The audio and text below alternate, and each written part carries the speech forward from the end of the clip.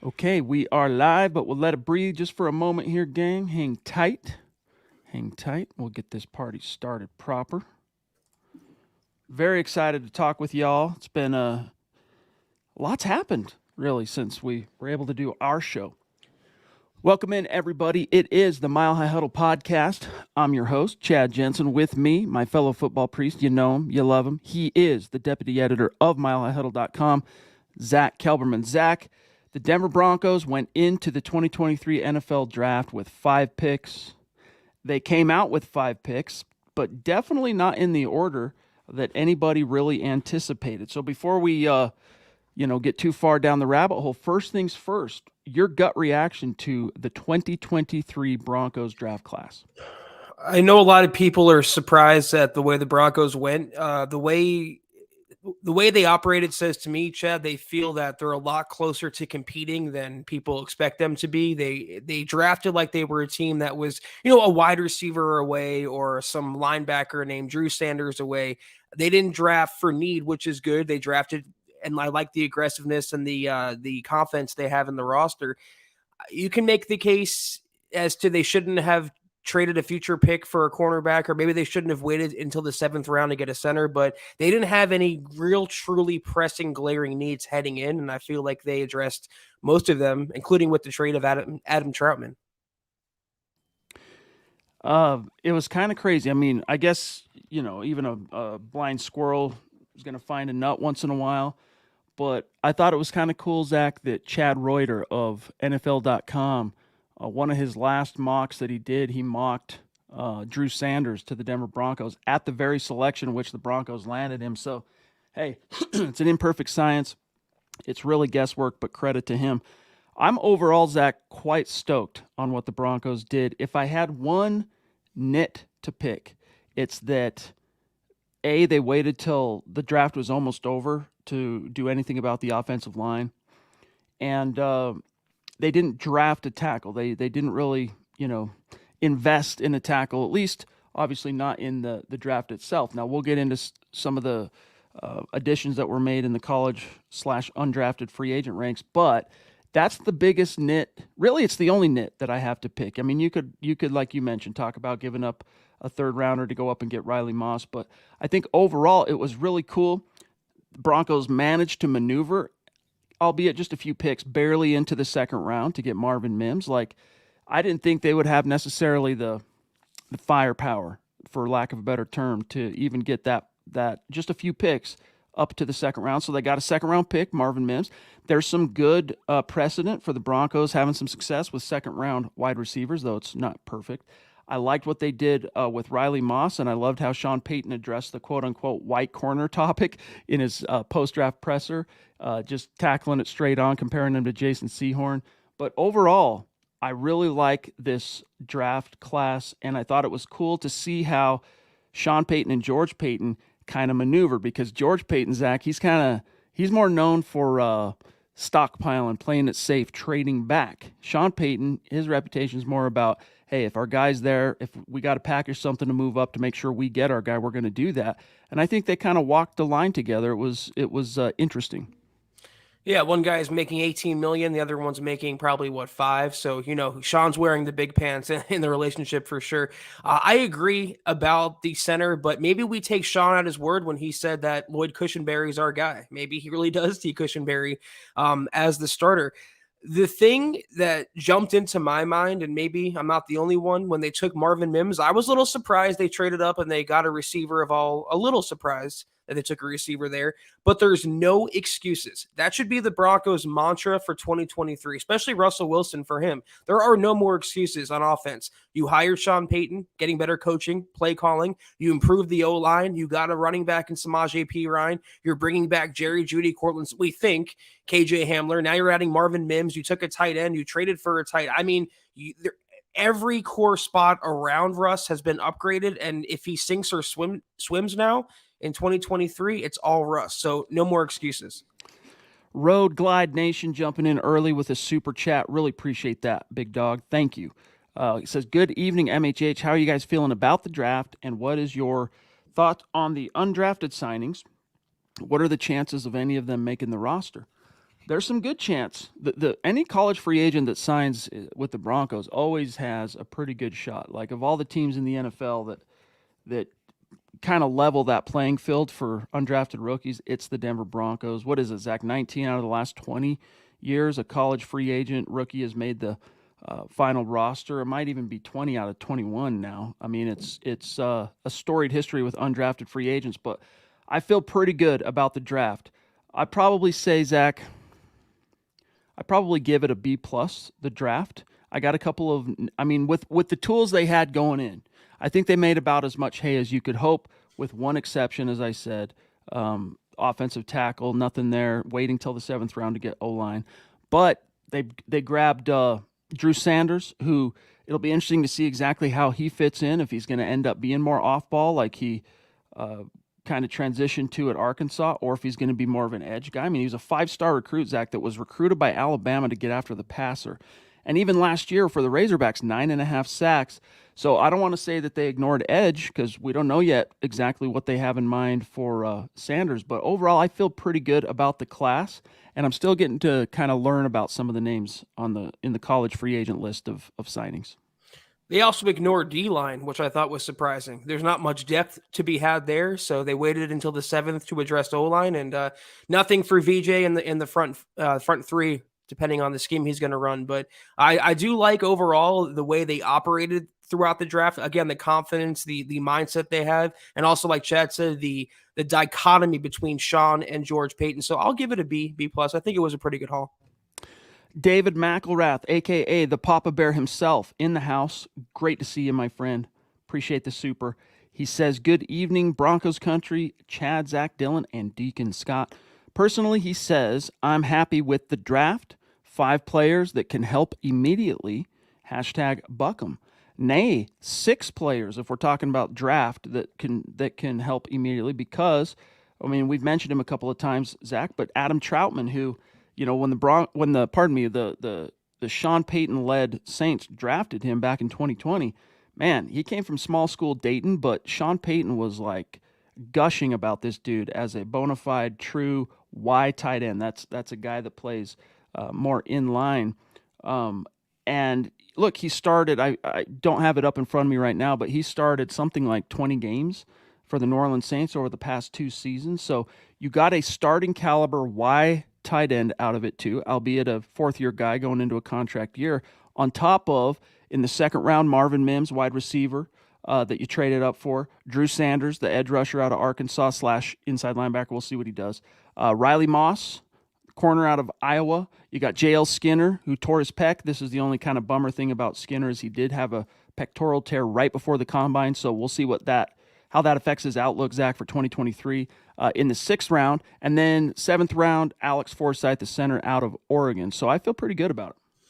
Yeah, Troutman could actually be the week 1 starter on paper. And I don't know. I understand what Sean Payton wants to do, but I feel like, you had Greg Dulcich, who looked pretty good last year. You have Albert O, who the Broncos should just like trade for a 2037 at this point, just to give him a change of scenery. It's obvious he's not in the Broncos' future plans. And you sign Chris Manhertz as like the extra blocker. I mean, do I love the Adam Troutman pickup? Not really on its face, but for a flyer, I guess it works. So you have a lot of impact players. And it's going back to Drew Sanders. I think he will play inside linebacker, so a good competition there. And someone who can add some dynamism. I'll never pronounce that word correctly. You hit the nail on the head, dude. Dynamism. That's right. That's how you say it. Okay, so with Jewell and Singleton. So hopefully that position looks better. I mean, look, the Troutman thing, what it telegraphs to me, and by the way, he's started since arriving in New Orleans as a 3rd-round pick 20 years in 2020. He has started 28 of 43 games, Troutman. And what it signals to me, Zach, is, hey, guess what? We're not kidding around about this whole running the ball thing. Like, that's going to be prime focus, prime directive number 1. And we need to have a guy we can trust at the Y. And as a Y, it's someone that you not only, Zach, have to be able to trust as a blocker, but it's a guy who you also have to be able to trust to catch some passes. So it'll be interesting to see how that tight end competition shapes up. Michael Ronquillo, bro, love you, appreciate you. Don't know what we do without you. It's good to see you in the chat tonight. Much love and respect. Yeah, there's something too, Zach, that Scott mentions on the tight end front that Peyton has consistently continued mentioning blocking Alberto, Greg Dulcich, as exciting as they could be as pass catchers. That's not exactly their forte. And it's, a lot of people think, well, but wait a second. You think back to some of the most explosive Saints offenses under Sean Payton. You think about like Jimmy Graham, for example, who's never going to be mistaken for a bona fide blocking tight end. That was a different thing. That was a different animal. That's how Sean Payton ran that particular situation with Russell Wilson and what he thinks. When you talk about just what the doctor ordered, right, to get somebody right, what the doctor is ordering, if Sean Payton is the doctor, is a powerful running game that you can rely on. And then everything else springs off of that. Sue Gibson, great to see you. Much love and respect to the ladies of MHH. We love you. We appreciate you.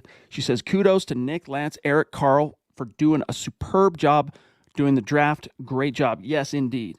Hat tip to those guys. Zach, it's like north of 12 hours Eric and Nick streamed with a lot of help for those hours from Lance, some help from Carl, and then I think also Thomas Hall chipping in, at least on Friday night. So yes, much love and respect to those guys. Hats off to them. Yeah, what do you call them? Sickos, in the most endearing way possible. It's so true. Our draft coverage would not be anywhere close as to what it is without those guys. So definitely appreciate all they've done. John Clay Eventing jumping in with a super chat. Been with us a long time, has John. It's great to see you, my friend. He says, evening, gents. Super happy with Drew Sanders, the third-round linebacker. Reminds me, he says, of Logan Wilson, the former Wyoming prospect. Yes, indeed. He's really, really interesting. And look, one thing to remember about Drew Sanders, too, is there were a lot of draftniks, Zach, that expected him to be a second-round pick, some of whom, a fraction, but some of whom wouldn't have been shocked if he would have gone in the first round. Like, he was a fringe first-round guy, dropped out of the second round, fell right into Denver's lap in the third round. Like that, to me, it's one of the, we'll see how it plays out, through the lens of history, but he could end up being, and I don't mean to be hyperbolic here, but he could end up being one of the bigger steals of this draft. As long as he can provide some help in pass coverage, where the Broncos have not had anyone with dynamism there since Danny Trevathan, going back all those years ago, then I think the Sanders pick will be a great value pick for George and Sean Payton. If Lance were in the room right now, we'd have triggered him because that is the one, downfall to Drew Sanders' skill set is, he's not a drop back in coverage linebacker right now. Doesn't mean he can't develop that aspect of his game because he is a phenomenal athlete, but good sideline to sideline guy, sniffing out the run, and surprisingly good at getting after the passer. And if you can use him, Zach, in a way that that Micah Parsons got used early on in Dallas, where you can move him around a little bit, the formation, he can get after the passer, can drop back, he can chase the ball, whatever. I think he'll end up, Drew Sanders, being a very nice utility guy, even as a rookie, for the Broncos to use. The Lady D in the house, top rope super chat, Mount Rushmore superstar in the house. I wish we had a button. We go wing, wing, wing. Love you, Deanna. Thank you for your generosity and support. She says, the draft was good. Happy we got a center. Time will tell. Just can't wait for the season to begin. MHH for life. Zach. Yeah, I'm happy we got a center too, Deanna. That was my takeaway from your comment, and of course your generosity. Forsyth could be another kind of steal pick for George Payton, but I do wish they would have used, once again, a more premium selection on center, but maybe between Wattenberg and Cushenberry and Kyle Fuller and now Forsyth, one of those four will emerge. Yeah, I mean, he went in the 7th round for a reason, Forsyth, the Oregon center, but the dude has, over the last 2 years since he became a starter for the Ducks, I mean, he saw somewhere right around 1,900 snaps in the Pac-12, so hopefully he hits the ground running a little bit. I mean, the room he walks into as far as competition, and by the way, in his post-draft presser, he talked about his confidence in being able to play any of the 3 interior O-line positions, so he's not necessarily, Zach, just a center, but he joins Lloyd Cushenberry, who is quite cemented now as the starter at center, Luke Wattenberg, and then the other Kyle Fuller. So Rock Chalk Broncos in the house. Great to see you, my friend. Another Super Chat Superstar, been with us a long, long time, saying shout out to everyone at MHH that streamed during the draft. Absolutely top-notch content and coverage. Considering the lack of picks, I'm pretty happy with how the Broncos draft went overall. MHH for life. Really appreciate that. And I know all the guys that grinded through that, those streams north of 12 hours, really appreciate it too. So thank you, my friend. Appreciate you. George Fox jumping in on Facebook to say, if we stay healthy as a team, then I see us making the playoffs. What's your opinion? Dem Broncos for life, MHH for life. Look, I don't know, man. One of the feelings that I had just watching how things were taking place, Zach, over the draft, and just kind of in tandem or in conjunction with everything we've heard and seen from Sean Payton thus far, I just have this really kind of warm confidence in my gut, for lack of a better term, that there's an adult back in the room. I mean, telling the media to pound sand, we're going to do our thing, and not even thinking twice about that. I mean, all the press conferences being Zoom stuff where it would have been just as easy to let him in the building. No, that he's sticking to his guns on certain things. He's got a method to his madness, so to speak, and combined with just how he and George Payton maneuvered that draft, I just feel good. I think the Broncos are going to surprise some people. It'll be easy to write them off just because, Zach, we've had so many off seasons where there was genuine cause for optimism that this would be the year they turn the ship around, only to either fall flat on their face and fail to launch, or like regress to even deeper depths of the NFL doldrums. But I just don't think that's what's going to happen this year. Now, is it going to be a playoff berth? Like, if you put a gun to my head and said, you got to make a bet right now, playoffs or no, I'm going to say playoffs. I would bet that the Broncos make the playoffs, but there's still a long row left to hoe. Yeah, I wish I had a crystal ball and can see whether the Broncos do make the playoffs and end this freaking streak once and for all. But I do know, and like I said earlier, there are no more excuses for the Broncos to compete. You know, being a competitive team, it might be below the Pat Bowlen standard, but we would all sign up for that after, again, the last 5 years. So I think they should be hovering around 9-8, 10-7. I'm being not homeristic with that. I'm being realistic, and they should be under Sean Payton and an improved Russell Wilson, just a more competitive team on a weekly basis. Phil McLaughlin down in Tucson, proving every single day the Broncos country is not a geographic location. As you can see here on my hoodie, it's a state of being, baby. Love you, Phil. He says, good evening, Chad, Zach, and Deacon Scott. I'm giving a B grade for the Broncos draft. Would have been an A if they hadn't given away a 2024 pick. Also, prayers to the Shaq Barrett family, hashtag Buckham Go Broncos. Thank you for bringing that up. I wrote about this, I don't know, about an hour before we went live. In case you guys missed it or are unaware, a member of the Denver Broncos family suffered a massive tragedy and a just unfathomable loss. This morning, Shaquille Barrett's 2-year-old daughter drowned in the family swimming pool. And I mean, it's a slobber knocker. As a father, I can't even like wrap my brain around what that would be like. I think it's perhaps the worst possible thing that could happen to a human being in this life is losing a child, and specifically a child. It's just unbelievable and so sad and just tragic. So prayers, thoughts.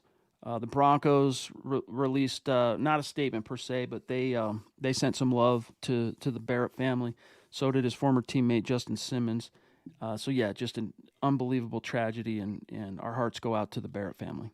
Tragic beyond words. What could you really even say to that? It just feels so empty. It's that horrible. So yeah, definitely thoughts and prayers with the Barrett family. That's tough. Can't even wrap my brain around it, and it's hard to fathom. But it's a reminder of there, but for the grace of God, go I. So thoughts and prayers to Shaq Barrett and his family. Scott, do you have the Super Chat rankings queued up to throw it on screen? I want to do an update, guys, because this is, in fact, the last day in the month of April. It's been a great month. We love and appreciate each and every one of you. The draft, a lot of exciting conversations have been had. And as you know, tomorrow, Monday night, we're going to be raffling off a jersey to someone who finished in the top 10 on Super Chat in the month of April on YouTube, and then also one on Facebook. So Scott has the records ready to go. As soon as he has it queued up, we'll go through it real quick. But we've got some new names to tease a little bit here. Here you go. Here's your top 10. We got currently number 1, needs no introduction from us, the Duchess, Michaela Parker. Number 2, Lady D, who we've heard from tonight, Deanna Hendry. And by the way, Michaela leapfrogged some people to get up to number 1. Gary Palmer, the GLP himself, the swashbuckler, at number 3, leapfrogging. Naj Altaf, legendary mythical figure, at number 4. Ethan, a.k.a. the DWI guys, at 5. And then Renardo at 6. And look at these newer names that are in the top 10. Troy, is it Boer? Troy Boer at 7. Erwin Serrano at 8. Sam Bam at 9. Gyla Maples at 10. So if it ended today, that would be the 10 names going into a hat.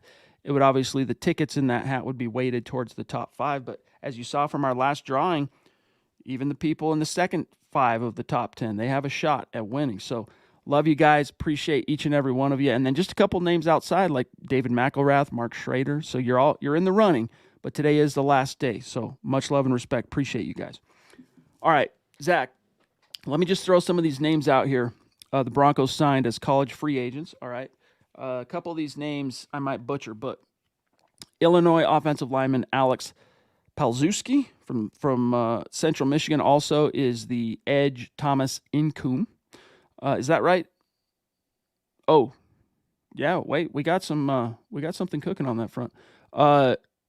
Scott's got some Senior Bowl highlights of Incoom from check it. Let's check it out real quick. This is from Scott. There he is, rushing with his hand in the dirt here. Senior Bowl practice highlights, getting some penetration, chasing the cue. Yeah, would have hit him by then. Interesting. We'll watch him again for those who are going to be listening to this after the fact. We're watching some Senior Bowl highlights of, nice. Dude seems to have some power. There he is on the left edge again, hand in the dirt. Going up against the right tackle. All right. Yeah, gets around. Well, in the NFL, the ball's coming out sooner than that, but interesting dude. Okay, so we got Incoom, Zach. We got Houston corner, Art Green, Indiana DB, Devin Matthews, South Carolina tight end, Nate Adkins. Let's see, Fort Valley State running back, Emmanuel Wilson, Princeton O-lineman Henry Bird, Incarnate Word wideout Taylor Grimes, Iowa linebacker Seth Benson, Jackson State wideout Dallas Daniels, Kent State tight end Chris Leach, Penn State D lineman PJ Mustafer, West Colorado corner Darius Gaines, and then South Florida offensive lineman. I'm butchering this. It cut off. I didn't paste it all, but anyway, that's your college free agent class. Quite a few of them, Zach. Demontre Jacobs, I think, is the name of the OL. I'm looking at the list as well. And invited to rookie minicamp, I read that the Broncos are bringing in San Diego quarterback Judd Erickson for, I guess, a tryout. So it's a lot of kind of a mishmash of unknown players. I do like Art Green, though, the corner out of Houston. I feel like he could be the Jaquan McMillian of this year that can at least make a noise on the practice squad. Keith Brugman jumping in. Good to see you, brother. Appreciate you, as always, on Facebook, saying, does Marvin Mims take KJ Hamler, Montrell Washington, and Tremon Smith's job? Now, Smith, a new arrival in free agency, but says, good evening, gentlemen, and go Broncos. He's definitely, according to Sean Payton, Mims was one of the top 2 returner candidates in this class, all right? So he's definitely going to be a factor there. Now, Montrell Washington, that was his main duty, pardon me, last year, Zach, was as the returner. He taketh more than he giveth, put the ball on the ground too much. Nothing to really write home about other than, if memory serves, a decent average as far as his punt returning goes. But this Cap Mims, he's going to push that wide receiver depth chart, and he's the early leader in the clubhouse, I think, for the returner duties. I think anything the Broncos get out of KJ Hamler would be a bonus, kind of like Javonte, unfortunately, for this year. Montrell could be a gadget guy, I feel like, in Sean Payton's offense, whereas, the primary special teams guy. I do think Marvin Mims, you draft him in the second round, you traded up for him, you want to make him a centerpiece somehow, but you have to risk, you have to weigh the risk of using him on specials. Does that open him up to injury? That's the only question I have about that. Char jumping in. Hey, it's great to see you again. The ladies of MHH showing out tonight. She wants to know would your would your draft grades change as the season progresses, considering their performances? Well, I mean, the gift of hindsight is always that, right? It is a gift. Right now, everything's based on what we know about these guys relative to roster needs, relative to the value, where they were picked in the draft, and all that. Those calculations, Zach, can change wildly depending on how the future unfolds. Like if every one of these guys goes on to offer little to no contribution over the course of the next 4 years, you're going to look back on this draft class and you're not going to call it a B plus. You're going to call it an F or whatever. So yes, it could absolutely change, but based on what we know right now of this class, I'd say B plus in the most generous spirit. All right, to take on a little bit more maybe skeptical tone, B minus at worst. I think it was really good with the resources they had. I think the Broncos did quite well. Again, the only nit I pick is offensive tackle, because Bob Morris wrote about this today too, Zach, in an article breaking down 3 positions that still need some help. Swing tackle being right there at the top. I mean, you don't really have a bona fide guy, but then again, Cam Fleming, he's still out there. He's not a sexy name. No one's writing home about Cam Fleming, but he definitely stepped up to the plate for the Broncos last year, and you could do a lot worse as a swing tackle. No, you're definitely right that hindsight is the great equalizer here, and it takes about 3 years, they say, to judge a draft class. Who would have thought after 2021, when the Broncos just drafted those players, that they would be as good as they turned out to be? So yeah, it's a swinging kind of scale here, a sliding scale, whatever the expression is. If they perform better, then yeah, I would think you can go up to maybe A minus. But for me, I'll say B minus right now, and for the same reasons that Chad kind of laid out. All right, jumping in here in the chat, GLP, great to see you tonight, my friend. Love you, appreciate everything you do for us, and how you contribute to these conversations every single night. He says, good evening, Chad, Zach, and Scott. A shout out to the MHH crew for their outstanding performance in the draft. Go Broncos and buck 'em. Yes, indeed. Much love and respect to the dudes. We tip our cap to them. They work really hard. And it's not just, look, that 12 hours on a microphone with a camera on you the whole time, that's a grind in and of itself, okay? But it's the tip of the iceberg in terms of how much work those guys put into being prepared for that moment. All the articles that Eric and Lance write as far as the scouting reports. You don't just sit down and write a scouting report, Zach, on a prospect. You have to study the prospect first. So literally, like, the amount of work that goes into that, 12 hours plus stream for over 3 days is considerable. So, yeah, appreciate the support and love on that. You won't find many football websites out there with the amount of detailed writers and analysts that we have. You definitely won't find another Broncos site out there. So definitely the best. John Houston with the Smoking Jay Cutler for his YouTube profile pic. Love it, dude. Saying someone from Pro Football Focus said Mims would have been Mims, I think is what he's saying. Moss would have been drafted higher if you. Oh, hello. I got to just continue reading and the context will occur. So Moss would have been drafted higher, says John, if he wasn't white. Do you think he can be a legit corner or move to safety? And again, John's saying what PFF said. So, it's one of those cliche things, and Scott and I were kind of laughing about it. The reporter, forgive me, I don't remember who it was, kind of like him and Han trying to get around to asking the question about the topic, and finally Sean Payton just cuts to the core. Is the topic white corner? Oh, yeah, okay. And he gets into it and talks and kind of compares him to Jason Sehorn, who might be the most, in the last 20 years of the NFL, the most famous white corner. But just because he's white doesn't mean the Broncos are planning, Zach, to move him to safety. The dude has, if memory serves, 4.45 speed. He's fast. He's physical.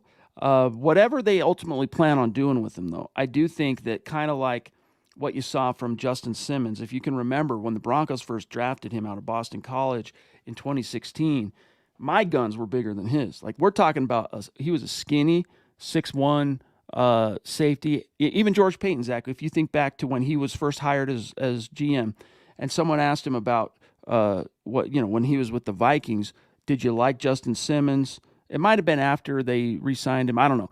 Either way, he said, "Yeah, I liked him, but I just knew that he was going to need to put on some pounds, put on some muscle, and fill out his frame at the league level." And I think something similar is probably in store for Riley Moss, but I'm really intrigued by him. I'm a huge football IQ, very physical, and kind of a boomer bust coverage guy, which is another reason why, not because he's quote unquote white corner, but because he really is feast or famine when it comes to coverage. He gave up 14 touchdowns in coverage as a collegiate.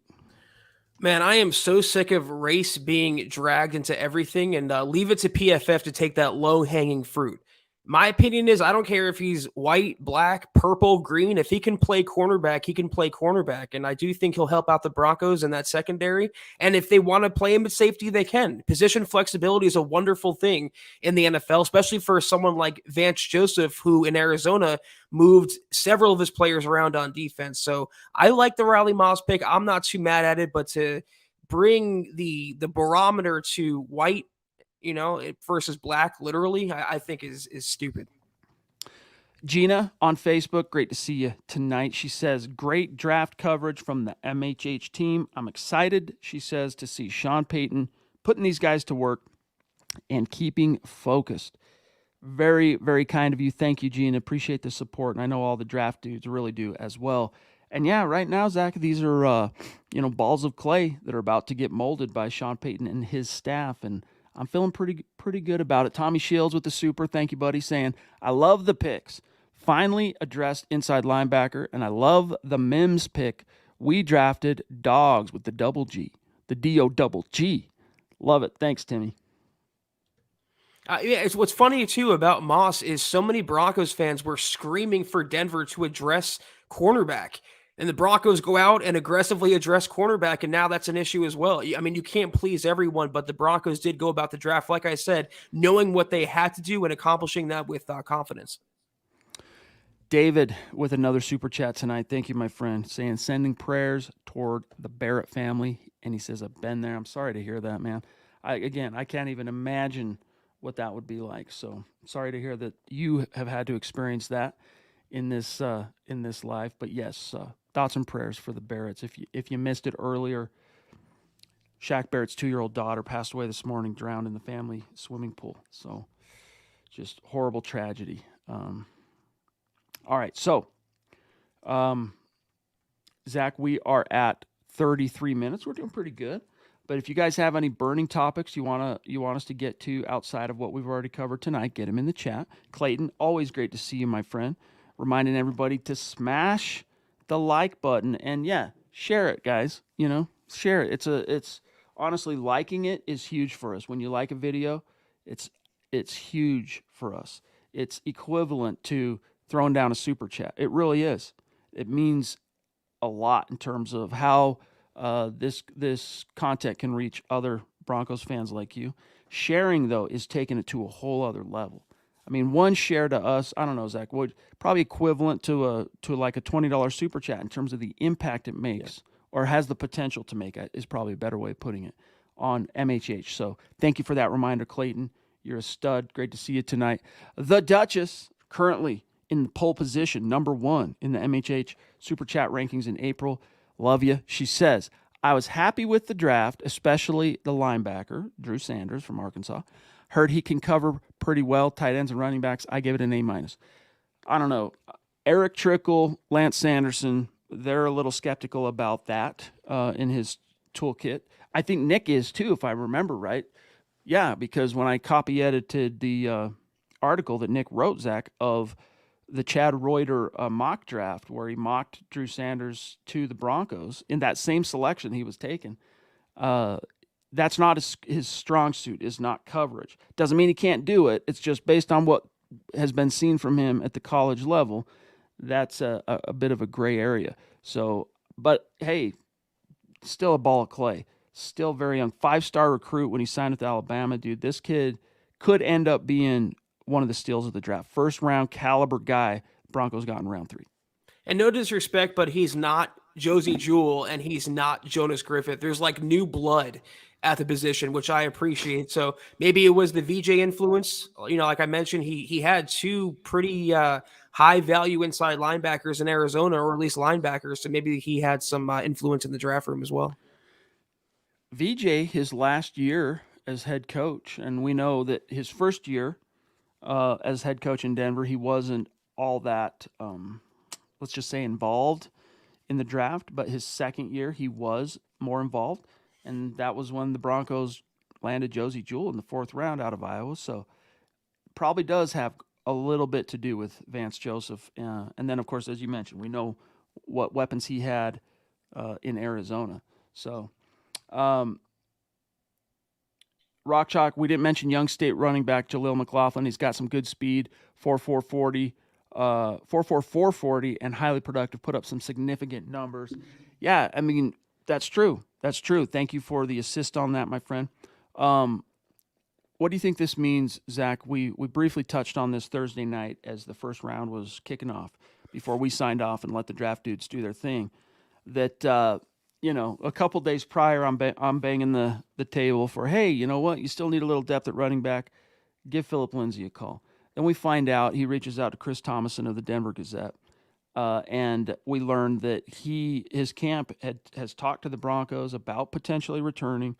The message to him from the Broncos was, well, we want to see kind of what happens in the draft. We'll circle back after the draft. So that being said, and seeing what they did in the draft with college free agents, they didn't draft a running back, and then what they did with college free agency. Do you think Philip Lindsay, is there any room in the Broncos in for Philip Lindsay? Nah, I mean, as much as I agree with you, I would like to see that happen. I'm just being realistic. I don't see Philip coming back.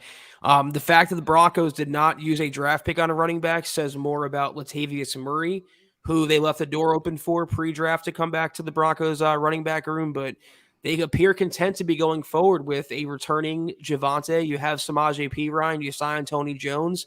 They picked up some UDFAs, and they do have Tyler Batty, Tyreek McAllister, and I forgot the other one. There's one more. Demaria Crockett. There you go.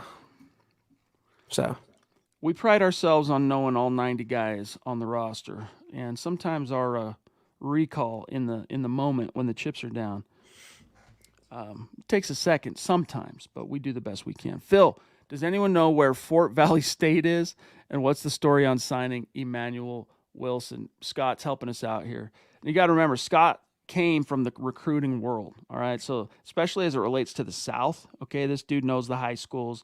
He knows the different colleges, the small schools. He knows what's up. So that is 2 hours south of Atlanta, he says, straight down the I-75. So there you have it, my friend. All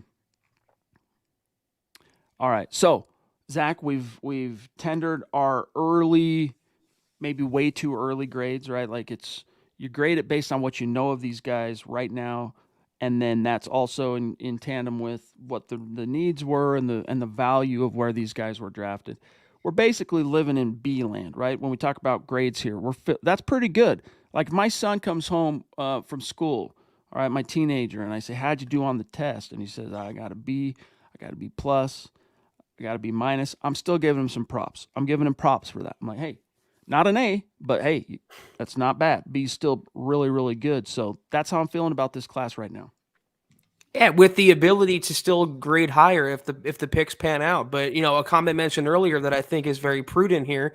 You drafted all at least contributors in from day one. I don't want to say starters, but players that can come in even on a rotational basis and help the team win in 2023. Then you, like you mentioned earlier, the draft class really includes Adam Troutman as well, who the Broncos acquired. So if you throw him in there, that's a starting caliber tight end on top of a new receiver, on top of a new inside linebacker. You picked up a new cornerback, you picked up a safety. I think it was a pretty good haul, and a center as well.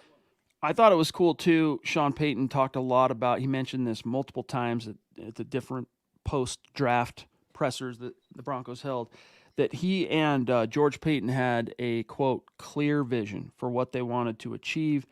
And when it came down to the Marvin Mims Jr. pick, obviously one of the first things that comes to mind for media that cover this is you go, well, I wonder if how this affects KJ Hamler, who's injured. How does it affect Jerry Jeudy? Because the Broncos have a decision to make on his fifth-year option. Deadline coming up in just a few days. On the topic of does the Mims pick, Zach, influence the Jerry Jeudy decision? George Paton said, quote, "No, absolutely not. I think Mims is going to complement what we have. Again, he's going to compete, but it has nothing to do with any of our receivers." In other words, he wasn't drafted to replace this guy, that guy, or the other. And it certainly will have zero bearing on what the Broncos ultimately choose to do with Jerry Jeudy. I don't buy that at all. I love George and Sean Payton, but I'm not buying what they're selling. It's like when Detroit drafted Gibbs and they said, "Oh, DeAndre Swift, who was their incumbent, he's still on the roster, still a good player, still a part of our plans." The next day, they traded him to Philadelphia for like a 2025 fourth. So it might not be Jerry Jeudy, it might not be Cortland Sutton, but Mims will replace someone on the roster, and early money has to be KJ Hamler. I do believe him that it's not going to impact whether or not the Broncos pick up Jerry Judy's fifth-year option. That is like fait accompli. But KJ Hamler, look, we never got his straight 40 time from the combine, but based on the Vic Fangio eye test, right, where he tried to time this dude returning a punt, pads on and everything at Penn State. Dude's got some wills, and we've seen it in the very little that he has been able to be on the field since the Broncos drafted him in the second round back in 2020. You can see the dude can get after it. He's fast. He's a speed demon, but can't make the club from the tub. Suffered, unfortunately, injuries again last year, Zach, that kept him off the field for most of the season. And then what was the injury? I'm trying to remember this offseason injury. Torn pec, I think. I mean, dude just can't catch a freaking break. Meanwhile, Broncos got fish to fry, and they need that guy that can not only offer the speed, but a guy like Mims, Zach, offers stuff above and beyond that, and especially for a positionless wide receiver core. Sean Payton will throw around X and the Y, or tight end Y, X and the Z and all that stuff.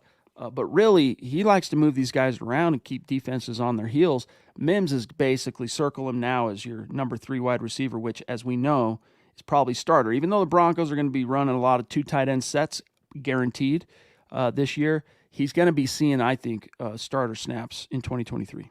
If Marvin Mims is your number 3 guy, though, you're doing something right on offense. And I love to see the collection of receivers together because, again, there's no excuses for Russell Wilson. I mean, look at all the talent he would have as pass catchers. P. Ryan can catch passes. You're talking about Jerry Jeudy, Cortland Sutton, Tim Patrick, Marvin Mims, Greg Dulcich.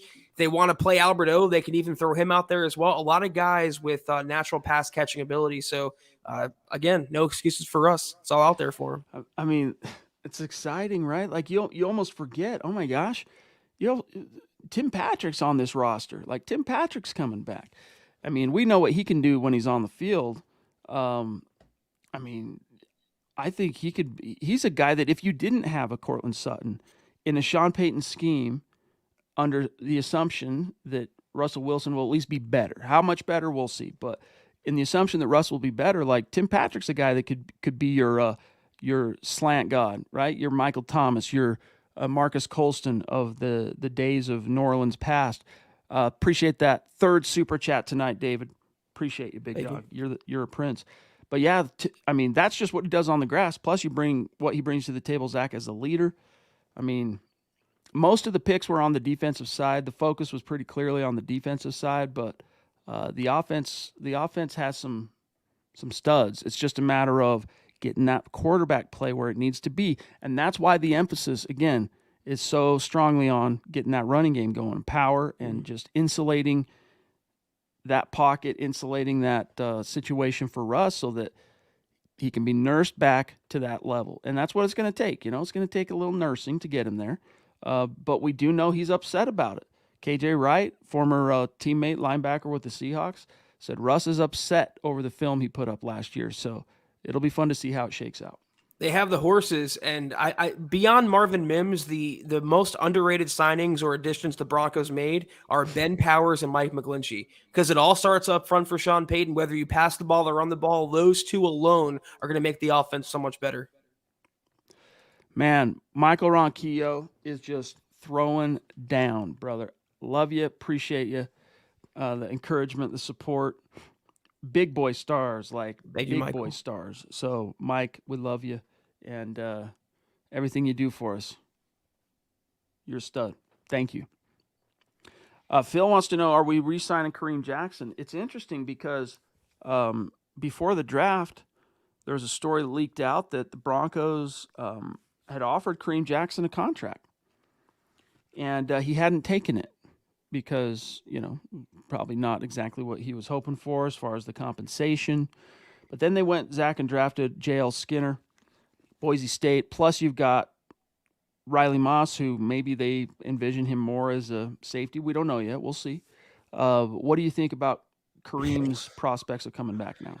I don't know. I mean, I feel like if they wanted him to come back, he would have been brought back. Or I don't know what he could be holding out for in terms of a contract. I mean, vet minimum for a 35-year-old one-dimensional safety sounds about right to me. But drafting a safety, and they brought back PJ Locke. You have Caden Stearns, who you're high on. You obviously have Justin Simmons still.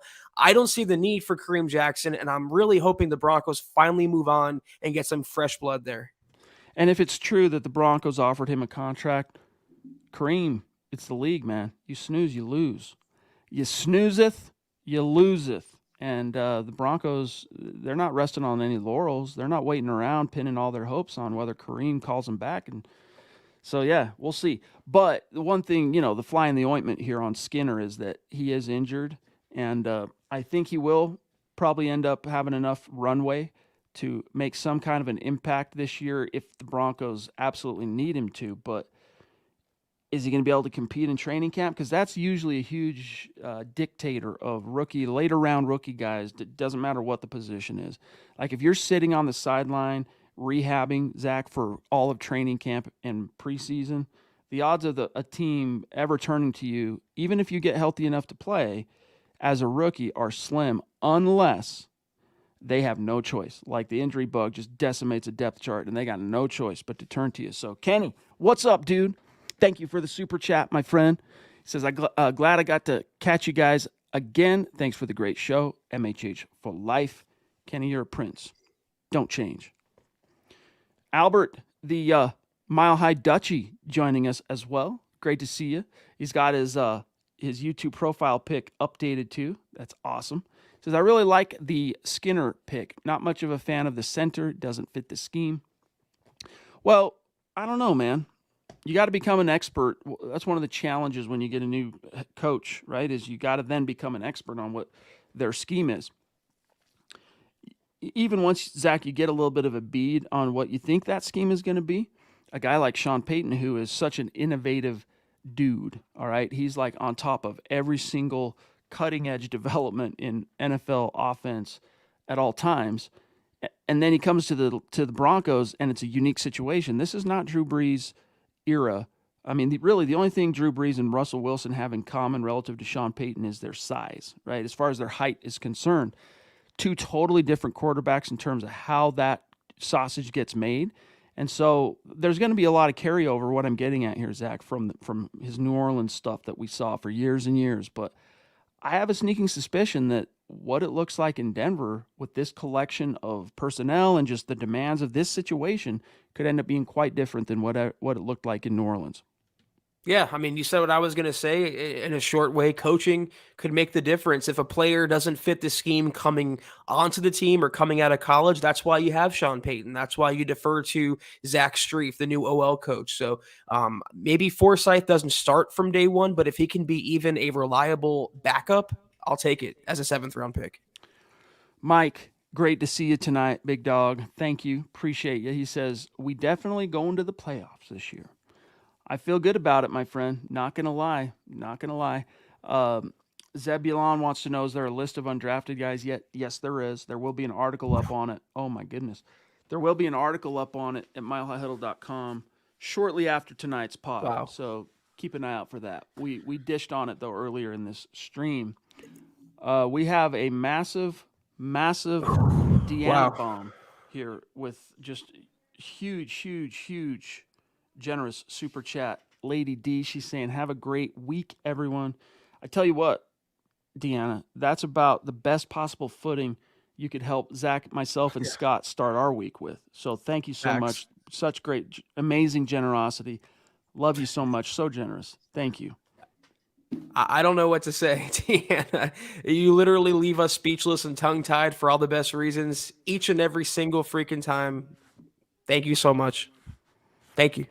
I hope we can figure it out, Deanna, um, when it comes time to book the MHH meet and greet. We have more than one reason to not do it in late September. For Deanna to make it, we'd have to do it sometime in October if memory serves, from what I remember her saying about it. So maybe we'll do it in October. I don't know. The only reason why we like to do it in September is because it's our best bet at getting some nice weather, right? So if everybody's traveling, we know a lot of people come to town from out of state, and in many cases, Zach, as we've met over these years, from out of country to come to the meet and greet.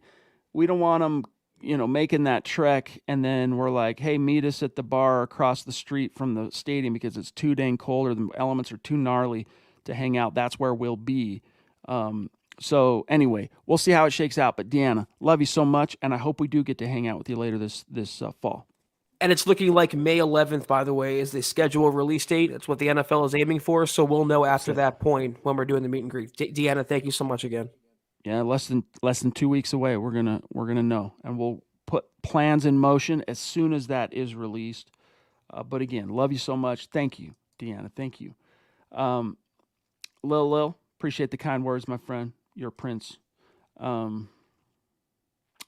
I'm just taking one last look here through the chat before we sign off for tonight. Just make sure we didn't miss a topic that it might be juicy here that I want to grab. Sisto, we did talk about the Philip Lindsay thing. Once the stream ends, rewind it. We did talk about Philip Lindsay reaching out to the Broncos, so check that out. Oh, yeah, I want to get this. Tim, thank you. This is the last thing, barring an 11th hour super chat. This is the last one that we're going to dip. Zach, we joked about it. You joked about it Thursday night. This tweet comes out that shows Sean Payton, head coach of the Denver Broncos, ripping off a bong. And yet, as far as media is concerned, eerily silent on this. Why? Well, if you look at the video itself, it's like a bunch of college dudes. It looks like it's like in a dorm or something. And if that really is Sean Payton, which I doubt very much so, why would he be kicking it with a bunch of, college kids ripping off the bong? This dude's collecting $18 million a year, coaching football. Long story short, I don't think it's him. I don't think it's real. Honestly, I could be wrong on this. It wouldn't shock me. He lives in a state now where it's perfectly legal. He came to Colorado. It's legal. It is what it is. But Zach, deep fake technology nowadays is so pervasive and so advanced that it's hard. We're literally in a situation when it comes to the internet where even though you hear the phrase, believe it when I see it, and now I've seen it, so I'm going to believe it, even then you got to doubt your eyes, because especially when it comes to things like this. Have you seen it? What were your thoughts on the clip?